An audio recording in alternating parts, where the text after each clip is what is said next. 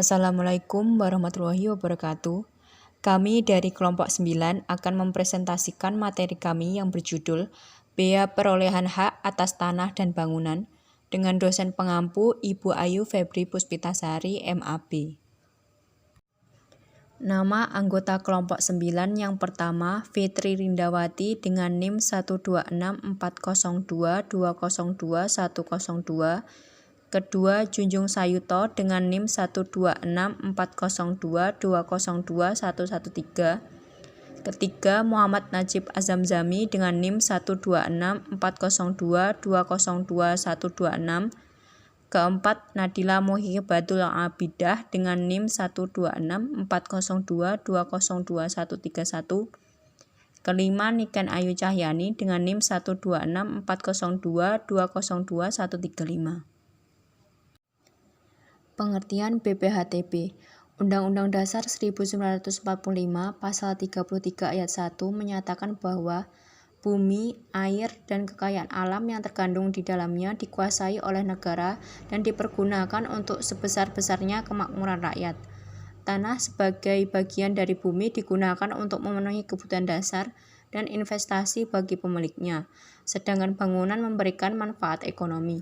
Oleh karena itu, mereka memperoleh hak atas tanah dan bangunan wajib menyerahkan sebagai nilai ekonomi kepada negara melalui pembayaran pajak yang diistilahkan dengan Bea Perolehan Hak Atas Tanah dan Bangunan atau BPHTB.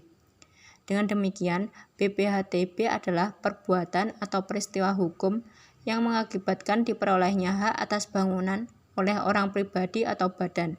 Dalam hal ini disebut pajak. Di dalam BPHTB ada beberapa prinsip yang harus diketahui antara lain. 1. Kewajiban BPHTB berdasarkan sistem Self-Assessment System. 2. Besaran tarif yang diterapkan berdasarkan peraturan perundang-undangan, yaitu Pemerintah Republik Indonesia Nomor 34 Tahun 2016 tentang pajak penghasilan atas penghasilan dari pengalihan hak atas tanah dan atau bangunan, dan Perjanjian Pengikatan Jual Beli atas tanah dan atau bangunan Pasal 2 Ayat 1. 3. BPHTB merupakan pendapatan negara yang sebagian besar diserahkan kepada pemerintah daerah untuk pembiayaan pembangunan daerah dan menetapkan otonomi daerah. 4. Wajib pajak maupun pejabat umum yang melanggar ketentuan dan tidak memenuhi kewajibannya akan dikenakan sanksi berdasarkan peraturan perundang-undangan yang berlaku. 5. Pungutan apapun di luar BPHTB sesuai tidak diperkenankan. Selanjutnya, ciri-ciri khusus BPHTB yaitu yang pertama, saat pembayaran pajak terjadi lebih dahulu daripada saat terutang. Contohnya, pembelian tanah bersertifikat sudah diharuskan membayar BPHTB sebelum terjadi transaksi atau sebelum akta dibuat dan ditandatangani. Hal ini terjadi juga dalam bea materai. Siapapun pihak yang membeli materai tempel berarti ia sudah membayar bea materai walaupun belum terjadi saat terutang pajak. Yang kedua adalah frekuensi pembayaran bea terutang dapat dilakukan secara insidental maupun berkali-kali dan tidak terikat dengan waktu. Misalnya, membeli atau membayar materai tempel dapat dilakukan kapan saja. Demikian pula membayar BPHTB terutang. Hal ini tentunya berbeda dengan pajak yang harus dibayar sesuai dengan waktu yang sudah ditentukan. BPHTB dikenakan terhadap orang atau badan yang memperoleh hak atas tanah dan atau bangunan. Perolehan atas suatu hak atas tanah dan atau bangunan diartikan bahwa orang atau badan mempunyai nilai lebih atas tambahan atau perolehan hak di mana tidak semua orang mempunyai kemampuan lebih untuk mendapatkan tanah dan ataupun bangunan. Subjek dan objek BPHTB serta pengecualiannya. Subjek pajak BPHTB adalah orang pribadi atau badan yang memperoleh hak atas tanah dan bangunan, dengan kata lain adalah pihak yang menerima pengalihan hak baik itu badan maupun orang pribadi, yaitu perbuatan atau disengaja atau peristiwa hukum otomatis atau tidak sengaja yang mengakibatkan perolehannya hak atas tanah dan atau bangunan oleh orang pribadi atau badan. Subjek pajak yang dikenakan kewajiban membayar pajak menjadi wajib pajak, sedangkan objek pajak BPHTB adalah perolehan hak atas tanah atau bangunan, yaitu terhadap peristiwa hukum atau perbuatan hukum atas transaksi atau peralihan haknya yang meliputi pemindahan hak dan pemberian hak baru.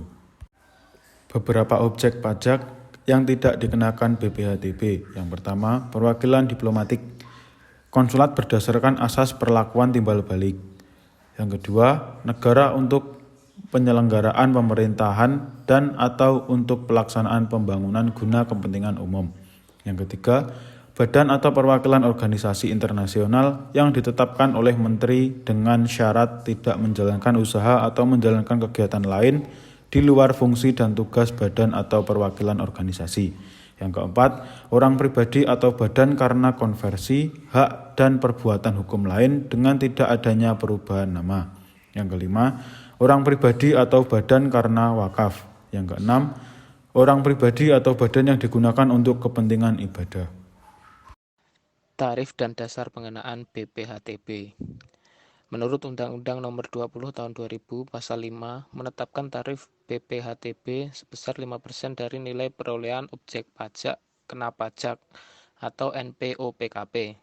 Sedangkan menurut UU Nomor 28 Tahun 2009 tentang PDRB Pasal 88 disebutkan bahwa tarif BPHTB ditetapkan paling tinggi sebesar 5% dan ditetapkan dengan peraturan daerah.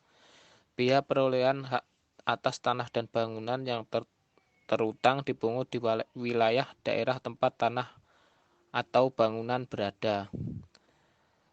Adapun rumusnya yaitu BPHTB sama dengan 5% dikali NPOP dikurangi NPOP TKP atau 5% dikali NJOP dikurangi NPOP TKP.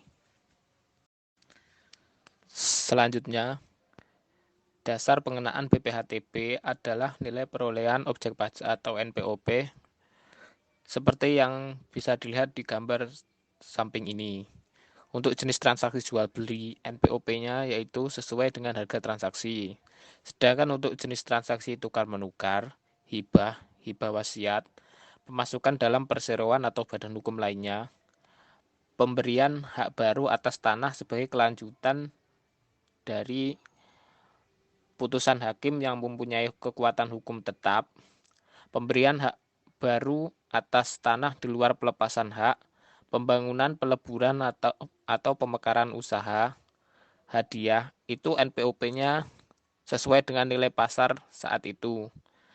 Kemudian untuk jenis transaksi penunjukan pembelian dalam lelang, NPOP-nya yaitu harga transaksi yang tercantum dalam risalah lelang. Kemudian selanjutnya, nilai perolehan objek pajak tidak kena pajak. Dalam pasal 7 UU BPHTB, pemerintah menentukan suatu batas nilai perolehan tidak kena pajak dengan istilah nilai perolehan objek pajak tidak kena pajak atau NPOP TKP.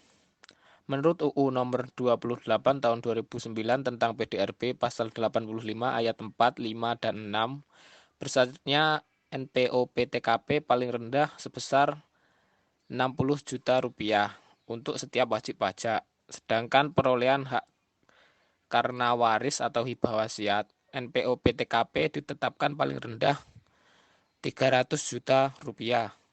NPOP TKP menurut UU PDRB tersebut akan ditetapkan dengan peraturan daerah. NPOP TKP dapat dirubah dengan mempertimbangkan perkembangan perekonomian regional. Selanjutnya, nilai perolehan objek pajak kena pajak atau NPOPKP. Nilai perolehan objek pajak kena pajak adalah nilai perolehan objek pajak dikurangi dengan nilai perolehan objek pajak tidak kena pajak. Besarnya NPOP TKP ditetapkan secara regional paling rendah yaitu 60 juta rupiah, kecuali dalam hal perolehan hak karena waris atau hibah wasiat yang diterima oleh pribadi yang masih dalam hubungan keluarga saudara dalam garis keturunan lurus 1 derajat ke atas atau 1 derajat ke bawah dengan pemberi hibah wasiat, termasuk suami atau istri. Nilai perolehan objek pajak tidak kena pajak ditetapkan secara regional paling rendah yaitu Rp300 juta. Besarnya NPOP TKP ditetapkan dengan peraturan daerah. Contohnya, wajib pajak A membeli tanah dan bangunan dengan nilai perolehan objek pajak yaitu sebesar Rp35 juta dikurangi dengan nilai perolehan objek pajak tidak kena pajak yaitu sebesar Rp30 juta. Hasilnya yaitu nilai perolehan objek pajak kena pajak yaitu sebesar Rp5 juta. Perhitungan pajak terhutang. Besarnya bea perolehan hak atas tanah dan bangunan yang terhutang dapat dihitung dengan cara mengalihkan tarif pajak dengan nilai perolehan objek pajak kena pajak. Perhitungan ini dirumuskan sebagai berikut, yaitu BPHTB sama dengan tarif pajak dikalikan nilai perolehan objek pajak kena pajak. BPHTB yang terhutang harus dilunasi pada saat terjadinya perolehan hak.